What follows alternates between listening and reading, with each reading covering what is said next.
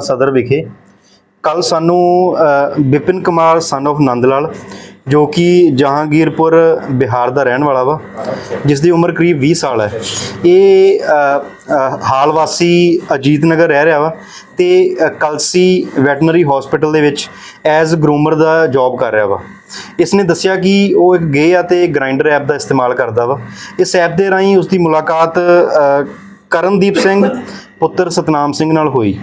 इस तो बाद इन्होंने आपस दे विच एक दूजे नाल नंबर एक्सचेंज कर लए ते करनदीप सिंह ने इसनूं दस्सिया कि यह उसकी जॉब HDFC बैंक दे विच बतौर मार्केटिंग मैनेजर करवा सकता वा, जिस वास्ते इसनूं ये फॉर्म भरना पवेगा। उसने अलग अलग फॉर्म से उसके सिग्नेचर भी कराए तो उस तो बाद इसनूं कहा कि इस वास्ते तो तेरी इन्नी अलग अलग जगह की फीस जां तैनूं इन्नी रिश्वत देनी पवेगी।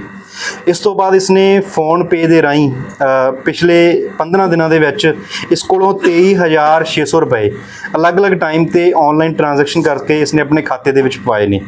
हुण ये जो विपिन कुमार है इस तो होर पैसों की भी मंग कर रहा सी कि अगर नौकरी लगना तो इन्ने होर पैसे दिते जाण, अदरवाइज उसका जो एग्रीमेंट हुण तक उहदे नाल होया वा नौकरी देण दा वो एग्रीमेंट कैंसल हो जाऊगा। इस तो बाद इसने कल करनदीप ने जो इस तो 7,000 की मंग की तो उसने कहा कि वह खंडे वाले चौंक के कोल आके उसनूं 7,000 रुपया दे जे। इस तो बाद जदों मुदई नूं शक होया कि उस नाल किसी तरीके नाल ठगी हो सकती है तो उसने तुरंत पुलिस नूं इस चीज़ की सूचना दी, जिस तो बाद असीं अधीन धारा 420 ते 66 IT एक्ट के तहत दोषी करनदीप सिंह पुत्र सतनाम सिंह वासी बुग्गा जिला तरनताਰਨ उसके खिलाफ मुकदमा रजिस्टर किया। जदों असीं योजनाबंद तरीके दे नाल उस बंदे नूं काबू करन लई मुदई नूं नाल लै गए तो असीं उसनूं मौके तो अरैसट करन विच कामयाब हुए हैं। सो उस तो बाद सामने आया कि जो दोषी है करनदीप है बड़ा शातिर तरह का मुजरम है। उसने अलग अलग उस कोल 5 सिमां बरामद हुई ने, जिस विच उन्हें अलग अलग नंबरां दे नाल 3 अलग अलग WhatsApp बनाए हुए सी। एक WhatsApp तो वो खुद बतौर करनदीप उस नाल गल करदा सी, दूसरे तो वो बतौर HDFC का जनरल मैनेजर होकर गल करदा सी कि तुहाडी एप्लीकेशन नौकरी वास्ते आई आ बट तुसीं इसकी फीस नहीं भर रहे, इस करके फीस पुख्ता इंतजाम करके फीस भरी जाए। तीसरा उसकी माँ बन के अलग अलग तरीके उस नाल गल कर रहा सी। सो एक तरीके नाल उस नाल ठग्गा ठोरी कर रहा सी ते इसकी अरैसट करके इस कोलों फोन बरामद होया ते अलग अलग जो 5 सिम इसने लए हुए सी वो भी इस कोलों बरामद होए ने। ये असीं जी वेरीफाई कर रहे हैं। इसके जो सबसक्राइबर डिटेल फॉर्म हुंदा वा उसके सारे 5 सिमां के फॉर्म कढवाए जा रहे हैं। अगर उसने जाली ID कार्ड ते जां किसी होर ID ते सिम कार्ड्स लए होणगे तां बनदी धरावां दा इस परचे दे विच वाधा कीता जाऊगा। बिल्कुल जी, अगर इस बंदे ने किसी दुकानदार कोलों इलीगल तरीके नाल किसी दी ID दा वरतों करके अगर वो भी इस चीज़ दे विच भागीदारी हैं जां कोई महंगा सिम विचण दे चक्कर च किसी ने इलीगल ID जां किसी होर ID ते किसी दा सिम इशू करके इस नूं दित्ता वा तां दुकानदारां नूं इस दे विच दोषी सिद्ध कीता जाऊगा। एक जी जो गे लोग हुंदे ने वो अलग अलग जिवें डेटिंग लिए ऐप का इस्तेमाल करते हैं तो इस ग्राइंडर के ऐप के राही इन्होंने दोनों की मुलाकात हुई सी, जिस तो बाद अगे इसने ठगी ठोरी करनी शुरू की।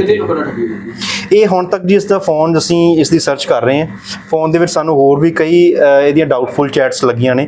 जो पूर्ण तौर पर फोन की असीं स्टडी करांगे होर भी किन्ने लोगों ने ठगी कर रहा सीगा, किस किस तरीके नाल अलग अलग नावां ते कर रहा सी। उस तो बाद असीं उन्हां मदईआं नूं भी बुला के इसे परचे दे विच उस चीज़ के तहत इसके खिलाफ कार्रवाई करांगे। ये कह नहीं सकते जी उसने ठगी ठोरी करने वास्ते ही इस चीज़ की इस नाल मुलाकात की जां असल में वो भी इस प्रवृत्ति का इंसान है। सो ये पार्ट ऑफ इन्वेस्टिगेशन है। कंप्लेनेंट ने खुद अपने बयान दे विच दस्सिया कि वो गया जी। बिल्कुल जी, तो हुण सर दोषी फड़ लिया? बिल्कुल जी, दोषी नूं असीं काबू कर लिया। उहदे कोलों फोन ते जो अलग अलग वो सिम कार्ड्स वरतदा सी वो बरामद हो गए ने। उसके फोन दे विच जो ट्रांजैक्शन कीतियां सी असीं वो भी ड्राइव कर लईआं ने। सो टैक्नीकल तरीके नाल उन्हां नूं भी देखिया जा रहा वा ते इस विच असीं अगे तफ्तीश अजे कर रहे हैं जी। कैश कुछ मिलिया? हजे तक कोई इहो जी इहदे कोलों रिकवरी नहीं होएगी। इस तो पुछगिछ की जा रही है कि होर उसने किस जगह फोन पैसे वरते ने, किस तरीके लिए वरते ने। सो सानूं ये बरामदगी होण दी भी पूरी उम्मीद है ते होर भी इस कोलों जो ठगी ठोरी कीती आ वो भी सानूं ਫਾਈਂਡ ਆਊਟ ਹੋ ਸਕਦੀ ਹੈ ਜੀ। ਜੋ ਹੁਣ ਤੱਕ ਦਾ ਪਹਿਲਾ ਹੀ ਮਾਮਲਾ ਹੈ ਜਾਂ ਇਸ ਤੋਂ ਪਹਿਲਾਂ ਵੀ ਇਸਨੇ ਕਿਸੇ ਨਾਲ ਇਸ ਤਰੀਕੇ ਨਾਲ? ਨਹੀਂ, ਇਸ ਦੇ ਖਿਲਾਫ ਜੋ ਅਸੀਂ ਰਿਕਾਰਡ ਚੈੱਕ ਕਰਵਾਇਆ ਹੁਣ ਤੱਕ ਇਸ ਦੇ ਖਿਲਾਫ ਹੋਰ ਕੋਈ ਐਫਆਈਆਰ ਨਹੀਂ ਪਾਈ ਗਈ ਹੈ। ਬਾਕੀ ਇਸ ਦਾ ਜੋ ਰੈਸ਼ੀ ਥਾਣਾ ਤਰਨਤਾਰਨ ਦੇ ਵਿੱਚ ਆ ਉੱਥੋਂ ਅਸੀਂ ਤਸੱਲੀ ਬਖਸ਼ ਰਿਕਾਰਡ ਚੈੱਕ ਕਰਾਵਾਂਗੇ ਤੇ ਉਸ ਤੋਂ ਬਾਅਦ ਹੀ ਪੂਰਨ ਤੌਰ ਤੇ ਦੱਸ ਸਕਦੇ ਕਿ ਇਸ ਦੇ ਖਿਲਾਫ ਪਹਿਲਾਂ ਵੀ ਕੋਈ ਠੱਗੀ ਠੋਰੀ ਦੇ ਜਾਂ ਕਿਸੇ ਹੋਰ ਤਰੀਕੇ ਦੇ ਮੁਕੱਦਮੇ ਦਰਜ ਹਨ ਜਾਂ ਨਹੀਂ। ਤੇ ਸਾਰੇ ਜਿੱਦਾਂ ਤੁਸੀਂ ਦੱਸਿਆ ਕਿ ਇਕੱਲਾ ਹੀ 3-4 ਸਿਮਾਂ ਦੇ ਉੱਤੇ ਇਹ ਇਕੱਲਾ ਹੀ ਕਰਦਾ ਪਿਆ ਹੈ, ਗਰੋਹ ਹੈ ਇੱਕ? ਇਹ ਇਕੱਲਾ ਜੀ ਖੁਦ ਗੱਲਬਾਤ ਕਰਦਾ ਸੀ ਸਾਰੇ ਫੋਨਸ ਤੋਂ। ਇਹਦੇ ਕੋਲੋਂ ਹੀ ਸਾਰੀਆਂ ਸਿਮਾਂ ਬਰਾਮਦ ਹੋਈਆਂ। ਇਹਨੇ ਫੋਨ ਦੇ ਵਿੱਚ ਹੀ 3 WhatsApp ਅਲੱਗ-ਅਲੱਗ ਚਲਾਏ ਹੋਏ ਸੀਗੇ, ਜਿਸ ਤੋਂ ਇੱਕ ਖੁਦ ਬਣ ਕੇ, ਇੱਕ ਬੈਂਕ ਦਾ ਜਨਰਲ ਮੈਨੇਜਰ ਬਣ ਕੇ, ਇੱਕ ਆਪਦੀ ਮਦਰ ਬਣ ਕੇ ਅਲੱਗ-ਅਲੱਗ ਤਰੀਕੇ ਨਾਲ ਗੱਲਬਾਤ ਕਰਦਾ ਸੀਗਾ ਜੀ। ਮੈਸੇਜ ਕੀ ਦੇਣਾ ਚਾਹੋਗੇ ਸਰ ਆਮ ਜਨਤਾ ਨੂੰ? ਜਿਸ ਮੈਂ ਆਮ ਜਨਤਾ ਨੂੰ ਇਹੀ ਮੈਸੇਜ ਦੇਣਾ ਚਾਹੂੰਗਾ ਕਿ ਅਗਰ ਤੁਹਾਨੂੰ ਕੋਈ ਜੌਬ ਦਾ ਕੋਈ ਕਹਿੰਦਾ ਵਾ ਤਾਂ ਉਸ ਨੂੰ ਪਹਿਲਾਂ ਵੈਰੀਫਾਈ ਕਰੋ, ਕਿਉਂਕਿ ਕੋਈ ਵੀ ਜੌਬ ਇਦਾਂ ਪੈਸੇ ਨਾਲ ਨਹੀਂ ਮਿਲਦੀ। ਅਗਰ ਤੁਹਾਨੂੰ ਕਿਸੇ ਇੰਸਟੀਟਿਊਸ਼ਨ ਦੇ ਵਿੱਚ, ਕੋਈ ਗਵਰਨਮੈਂਟ ਇੰਸਟੀਟਿਊਸ਼ਨ ਦੇ ਵਿੱਚ, ਕੋਈ ਪ੍ਰਾਈਵੇਟ ਇੰਸਟੀਟਿਊਸ਼ਨ ਦੇ ਵਿੱਚ ਕੋਈ ਜੌਬ ਆਫਰ ਕਰਦਾ ਵਾ ਤਾਂ ਖੁਦ ਉਸ ਇੰਸਟੀਟਿਊਸ਼ਨ ਦੇ ਵਿੱਚ ਵਿਜ਼ਿਟ ਕਰੋ, ਉੱਥੇ ਜਾ ਕੇ ਪੁੱਛੋ ਕਿ ਕਿਸੇ ਤਰੀਕੇ ਨਾਲ ਕੋਈ ਵੈਕੈਂਸੀ ਨਿਕਲੀ ਹੈ ਜਾਂ ਨਹੀਂ, ਕੀ ਉਸ ਤਰੀਕੇ ਨਾਲ ਕੋਈ ਅਖਬਾਰ ਦੇ ਵਿੱਚ ਕੋਈ ਉਸ ਚੀਜ਼ ਦੀ ਕੋਈ ਐਡਵਰਟਾਈਜ਼ਮੈਂਟ ਆਈ ਹੈ ਜਾਂ ਨਹੀਂ। ਉਸ ਤੋਂ ਬਾਅਦ ਹੀ ਵਿਸ਼ਵਾਸ ਕਰੋ, ਫਾਰਮ ਭਰ ਕੇ ਉਸ ਇੰਸਟੀਟਿਊਸ਼ਨ ਦੇ ਵਿੱਚ ਜਮ੍ਹਾਂ ਕਰਾਓ ਤੇ ਜੋ ਅਗਰ ਕੋਈ ਤੁਹਾਨੂੰ ਪੈਸਿਆਂ ਦੀ ਮੰਗ ਕਰਦਾ ਕੋਈ ਜੌਬ ਵਾਸਤੇ, ਉਹਦੀ ਤੁਰੰਤ ਇਨਫੋਰਮੇਸ਼ਨ ਪੁਲਿਸ ਨੂੰ ਦਿਓ ਤਾਂ ਕਿ ਅਸੀਂ ਠੱਗੀ ਠੋਰੀ ਤੋਂ ਬਚ ਸਕੀਏ। ਠੀਕ ਹੈ ਜੀ। ਥੈਂਕ ਯੂ ਜੀ।